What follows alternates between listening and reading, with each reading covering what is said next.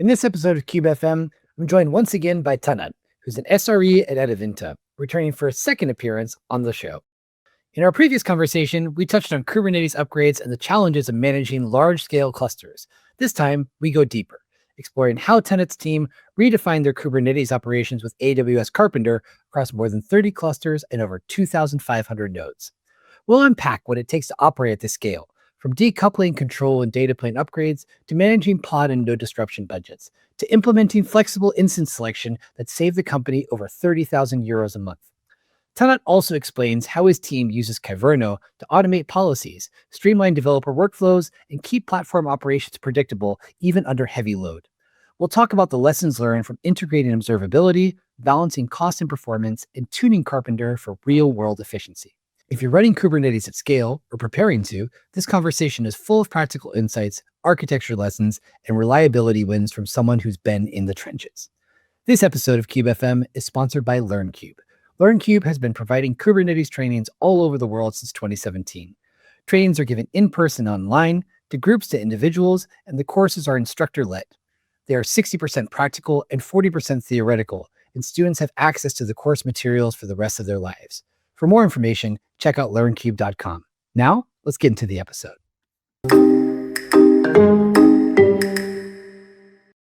Welcome back to KubeFM. Very nice to have you with us. What are 3 emerging Kubernetes tools that you're keeping an eye on? Sure. So I think the first one would be Kubernetes itself, not a tool, but the latest 134, I think that has just been released. I think it has a lot of cool stuff to check out. For example, I think KYAML in alpha that should solve the indentation and the core issues in the manifest. Also, I think things like pod level resource requests and limits. And also, I think mutating admission policy is worth looking at. The second tool, I would say KCP. I think I found this project from one of the episodes of KubeFM actually. And it's used to build a logical Kubernetes workspace for multi-tenancy use case on top of a single cluster. And it allows each workspace to have its own set of CRD, which solve a lot of problem actually. And I would say the last one, I would pick DeepWiki. It's not exactly related to Kubernetes, but I really like the concept, which is to use LLM to look at your code and then create an interactive wiki page for it. And then you can interact with it, chat with it, and then like ask questions about your source code in a more interactive way. Yep. Just in case someone didn't watch the previous or listen to the previous episode we did with you, can you just explain really quickly about who you are, your role, and where you work? Sure. I'm Tanat. I'm a SRE at Adevinta, based in Barcelona. And as part of the runtime team, I build and maintain an internal Kubernetes runtime platform called Ship. And it hosts several digital marketplaces across Europe for Adevinta. Good. And Tanat, previously you joined us in the other episode in Barcelona, but today you are located in a different place. Where is that? I'm in my hometown, Bangkok, Thailand. Very good. Excellent. Now, in terms of your background, your experience, how did you get into cloud native? What were you before cloud native? So the story is that back then, my former company was starting this digital transformation project to digitize the system. And I think I got lucky to be part of it because it get me exposed to things like containerization, turbo factor apps, and this kind of thing. And I got to work with platform like OpenShift in an early stage. So after I experienced that, I think I've been hooked to cloud native ever since. The ecosystem was very quickly, in terms of the things that you're paying most attention to, we do these monthly content analysis reports. So we're always asking people about, what are the things that they find most interesting? What kind of content when it comes to, covering Kubernetes topics works best for you? Is it diagrams? Is it videos? Is it blogs? Is it tutorials? And also, what kind of content would you like to see more of in terms of the things that are, technologies that are coming out? What do you think is missing? Where do you think there are gaps in the market? Well, if you ask me about that, I feel like I don't know if this is a new trend for the younger generation, but I feel like sometimes this kind of quick infographic that can share a concept or explain a hard concept in a easy to digest way is still lacking a bit in the industry. So I would love to see a bit more of that compared to, I mean, in addition to the blog posts and the clips. Yeah. Okay. And if you could go back in time and share one career tip with your younger self, what would it be? I would say I would tell myself to even write more and share more knowledge, because I think that it helps you crystallize your idea of what you want to share. And then it also got you exposed to opportunity such as this one, I think. To get into the main part of our discussion today, as part of our monthly content discovery, we found an article that you wrote titled "The Carpenter Effect: Redefining Our Kubernetes Operations." So we want to look at this a little bit more in detail now. So the organization where you work, Adaventa, operates at massive scale with over 2,000 Kubernetes nodes across your ship platform that you mentioned previously. Can you give us some background on what led your team to explore AWS Karpenter as a replacement for your existing setup? Sure. So at our scale, I mean, managing over like 2,500 nodes, I think at the maximum or even more across 30 clusters. With our previous setup, we use EKS managed node group and also the cluster autoscaler. I think we were struggling a lot with operational frictions. So the biggest pain point was that there is a tight coupling between the control plane and the nodes, which makes a version upgrade very brittle and noisy. And beyond that, I think instance flexibility was a constant headache. So imagine that each node group is locked to a specific set of instance types. So it requires a lot of maintenance effort to keep them up to date. And when you change them, you change the node group configuration. It means that you have to refresh all the instances that is managing. So it causes some noise.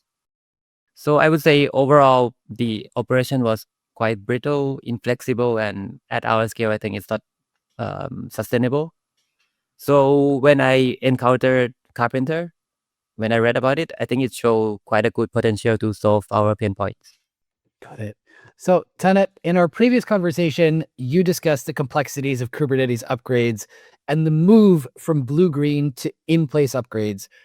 How do these upgrade challenges specifically drive the decision to adopt Carpenter, and what transformation did you see? Well, as we discussed last time, I think transitioning from blue-green strategy to the in-place strategy, it saves us a significant amount of time because we don't need to provisioning the cluster, coordinating and switching traffic, and etc. But however, I think the tight coupling between the control plane and the data plane that I explained was still a challenge. So let's think of an upgrade as a massive synchronous event. So anything that failed during the process, such as if there is an EC2 instance shortage happens, and it happened more often than you think, even though it's cloud, the entire process would roll back. So even if there are already 100 nodes that were already upgraded, if it failed, it would roll back. So the upgrade was incredibly stressful. It even forced us to do a capacity reservation before each upgrade, which adds a lot of toil to the team. And Carpenter completely transformed this as it decouples the control plane and the data plane upgrades. Now we just upgraded the control plane, which takes roughly 15 to 20 minutes. And once that's done, Carpenter automatically detects the new AMI version and it handles the node rollout in the background asynchronously with the capability to also control the pace of the rollout. So I think the process become almost like hand-free with more control.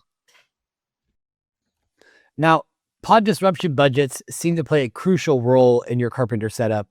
How does Carpenter's handling of pod disruption budgets differ from what you experienced with the cluster autoscaler? Yeah, so the difference is quite clear. So with our previous setup, we had a hard deadline for the node training, even with the PDV set. But if the pods couldn't be evicted in 50 minutes, if I'm not wrong, the node will be terminated anyway, causing unintentional downtime to the users. While Karpenter, on the other hand, fully respect the PDBs. So it will wait patiently until all the pods are evicted safely before terminating a node. And I think this is great for reliability, but at the same time, it has its own trade-off. As if you configure the PDB too strict or misconfigure it, it could also block an upgrade indefinitely. So this means that we have to be much more proactive in monitoring the progress of the rollout, also identifying if there are any stuck nodes. And I think since you asked about how PDB differ from the, I think, previous setup, there are also things we could do with the concept of a Karpenter's feature called node disruption budget. And this node disruption budget allow us to control exactly how many nodes can be disrupted in a given time frame. And it gives us full control over stability, which is not possible in the previous setup. So for example, in our case, we configured to allow only 1 to 3 nodes to be disrupted every 50 minutes. And if this window of 50 minutes, there are no PDB that could be passed, then this 50-minute slot will be skipped entirely. So it won't disrupt any nodes. And this flexibility also allows us to implement some kind of a niche requirement, such as you only allow the node replacement to happen only on the weekday during working hours, for example.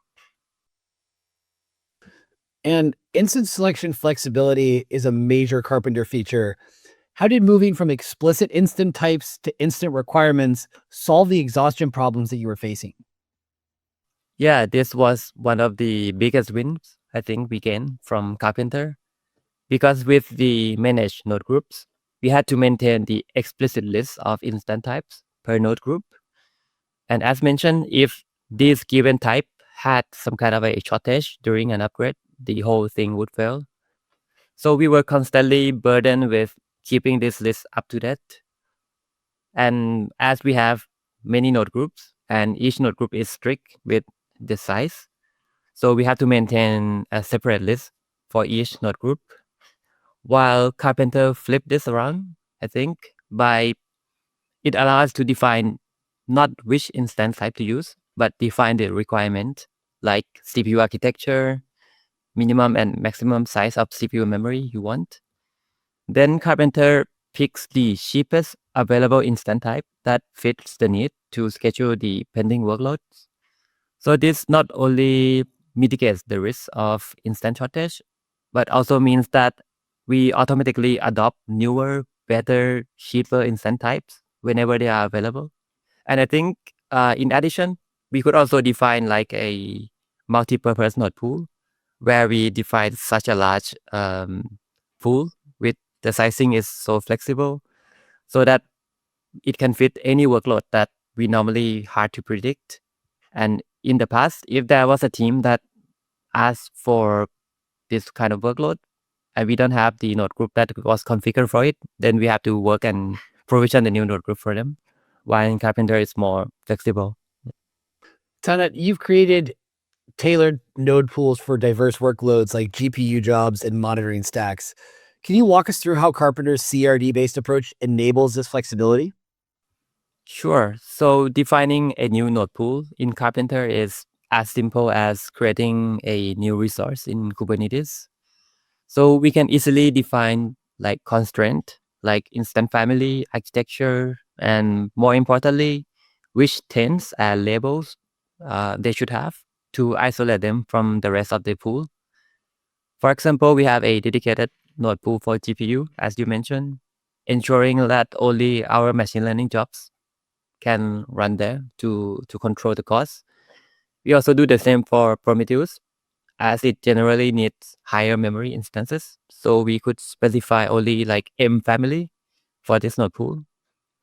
And by having a dedicated node pool, it helps it isolate it from other workloads to reduce this kind of noisy neighbor problem. And while in the past, each of these use cases need to be provisioned in our infrastructure as a code, and required more configuration for detained selector and also instant type selection as well. So yeah, in Karpenter, throwing a new node pool is like no brainer. It's just a YAML file. Yeah. And Kyverno integration seems to be a key part of your implementation. How are you using Kyverno policies to enhance the Karpenter experience for your users? Yeah, it plays an important role in our setup as it acts as a smart automation and safety layer on top of Karpenter. I think we use it in two main ways. First is to simplify our user setup. So instead of them needing to know which node selector to use, which toleration to use to be able to utilize a node pool like GPU, we use it to provide this kind of interface where they can just add a simple annotation to their workload. And then our Kyverno mutating policy see the annotation, then automatically inject all the correct configuration for node selector and tolerations to place these pods to the right node pool. And we use it for another thing, which is we use this Kyverno as a guardrail. Since PDB is so critical for ensuring stability, we have this admission policy that validates the PDB configuration. At the same time, providing a sane default configuration for our user, but also preventing it from blocking the completion of a node rollout. So yeah, we use it in both areas. Security patching through AMI updates is critical at scale. How has Karpenter automated this previously manual process? Yeah, Karpenter can automatically detect when there is a new version of AMI available, including when there is a new patch for security. It then marks all the nodes running the old version as drifted and then begin to replace them gradually while respecting the policies. And this turned a manual, tedious process of like tracking new AMIs into a more automated one. Though I think in my team, this topic is a little controversial as there are two main strategies here. Whether to use always the latest AMI, as it will benefit from you not having to keep track of the version. But we face an issue sometimes where the latest like GPU AMI was having a bug and then it prevented the new nodes to come up. But on the other hand, if you go for a more common strategy, which is to use AMI version pinning, you then need to keep track of it. I think some people use kind of external automation to keep this version update. So the benefit is that you are allowed to test the new version before it goes to production. But I think with Karpenter, whether you prefer to pin the version or not to pin the version, Karpenter's ease of rolling out the node in a more controllable way still makes applying security patches less painful as you are more comfortable doing it more often, I think. You achieved significant cost savings of 30,000 euros per month by migrating from Intel to AMD instances. How did Karpenter facilitate this transition without manual intervention? Yeah, this one was a bit like an accidental win, if I put it that way, because we had been planning to switch from Intel to AMD instances even before the Karpenter project, because we did the cost saving analysis and the number we got was significant, which is like 30K per month. But the project itself was always postponed because the effort of manually replacing thousands of instances was huge.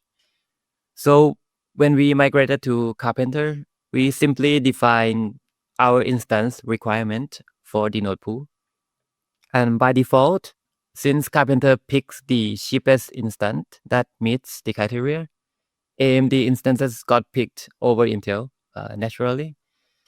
And yeah, when we drain the old Intel nodes, Karpenter naturally just start provisioning the AMD instances. And by the time it ends, we essentially accomplish the project and end up running most of the instances in AMD. Yeah.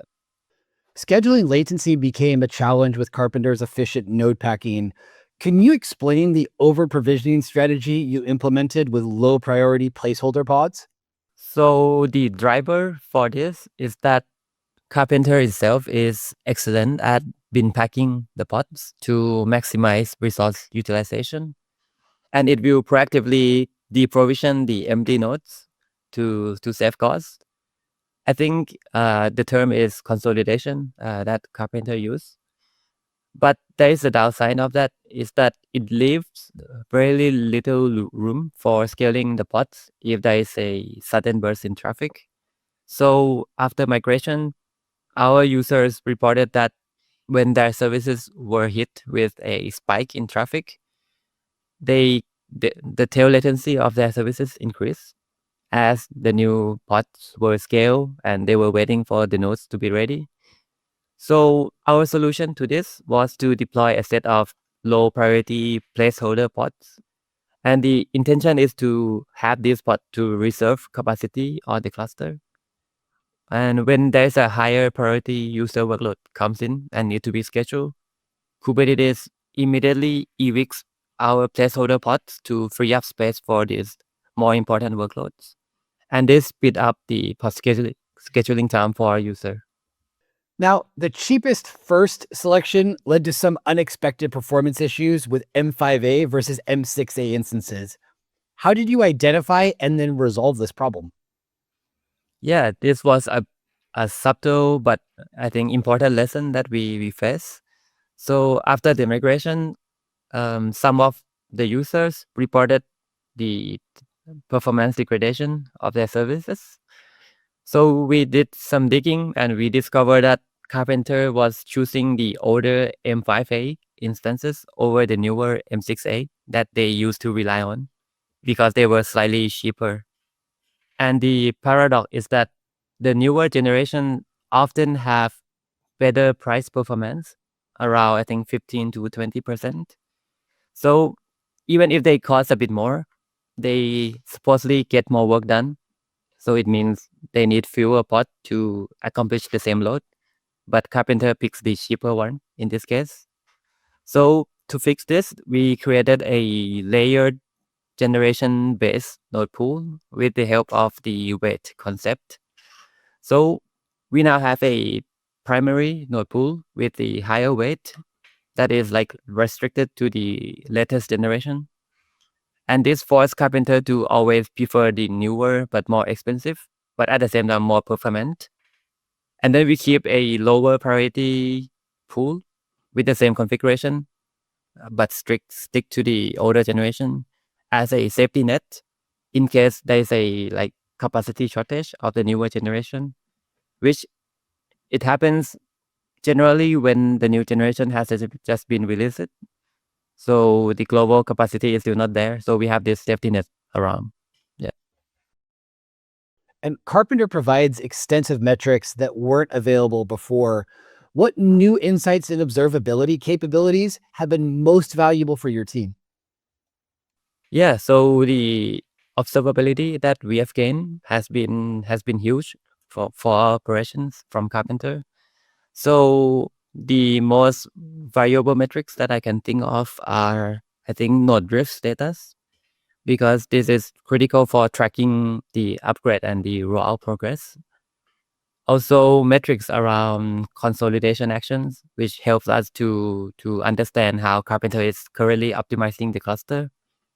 We also closely watch the instance type distribution and also the number of instances per node pool. And overall, this data allow us to make data-driven decision about capacity, cost, and also stability, which in our previous setup, this data is not so easy to get. Looking at your entire migration journey, what would you say are the most critical lessons learned for other organizations that are considering Karpenter at scale? First, I would start with data.